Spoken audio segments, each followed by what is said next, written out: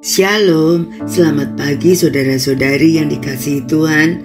Betapa baiknya Allah kita yang telah menganugerahkan satu hari yang luar biasa dalam hidup kita.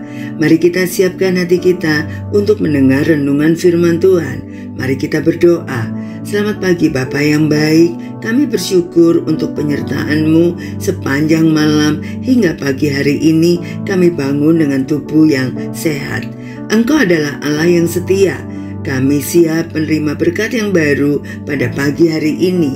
Beri kami hikmat-Mu untuk memahami kebenaran firman-Mu, karena firman-Mu lah yang memberikan kami kekuatan sepanjang hari ini, mengajar dan mendidik kami sehingga hidup kami berkenan di hadapan-Mu. Dalam nama Yesus kami berdoa. Amin. Tema kita pagi hari ini, firman yang berkuasa, diambil dari Markus 2 ayat 9 sampai 12. Manakah lebih mudah mengatakan kepada orang lumpuh ini, dosamu sudah diampuni, atau mengatakan, bangunlah, angkatlah tilammu dan berjalan? Tetapi supaya kamu tahu bahwa di dunia ini Anak Manusia berkuasa mengampuni dosa, berkatalah ia kepada orang lumpuh itu, kepadamu kukatakan, bangunlah, angkatlah tempat tidurmu dan pulanglah ke rumahmu. Dan orang itu pun bangun, segera mengangkat tempat tidurnya dan pergi keluar di hadapan orang-orang itu, sehingga mereka semua takjub, lalu memuliakan Allah. Katanya, yang begini belum pernah kita lihat. Seorang koboi muda yang tidak mengenal Allah berpergian ke San Francisco dan hidup berfoya-foya di sana. Ia menghamburkan uang yang ia peroleh dari bekerja keras di peternakannya selama ini. Suatu malam, ia berjalan terhuyung-huyung masuk ke kamar hotelnya dan tidur hingga larut malam. Keesokan harinya, sewaktu bangun, ia melihat sebuah buku mungil di meja kecil di samping tempat tidurnya. Lalu ia mengambilnya. Ternyata itu adalah Injil Markus. Karena merasa jijik, ia melemparkannya ke lantai. Malamnya, buku itu kembali tergeletak di samping tempat tidurnya. Rupanya pembersih kamar hotel yang melakukannya. Ketika melihat kitab tersebut berada di tempat yang sama pada hari yang ketiga, ia kemudian memutuskan untuk membacanya.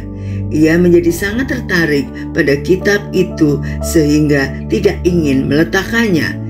Di kemudian hari ia bersaksi, saya belajar dari Injil Markus bahwa Anak Allah berkata kepada seorang yang lumpuh, dosa-dosamu sudah diampuni, dan memuji seorang janda miskin yang mempersembahkan 2 peser terakhirnya.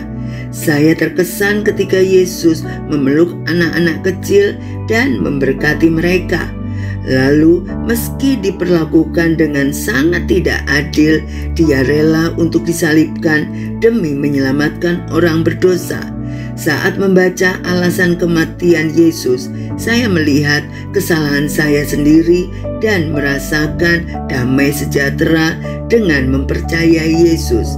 Sejak hari itu, koboi itu pun berubah dan selama bertahun-tahun ia membagikan banyak kitab Injil kepada orang-orang lain.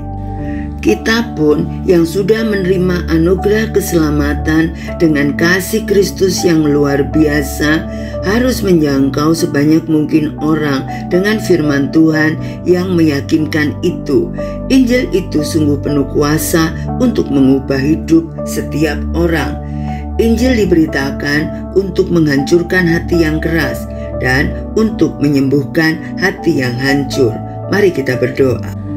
Terima kasih Tuhan Yesus untuk firman-Mu yang mengingatkan kami untuk menjadi saksi-Mu, membawa berita Injil keselamatan kepada setiap orang dimanapun kami berada. Jadikan kami garam dan terang di lingkungan kami. Urapi kami untuk berani bersaksi dengan pertolongan Roh Kudus. Sertai kami dan berkati kami sepanjang hari ini. Dalam nama Yesus kami berdoa dan mengucap syukur. Amin. Selamat beraktivitas. Tuhan Yesus memberkati.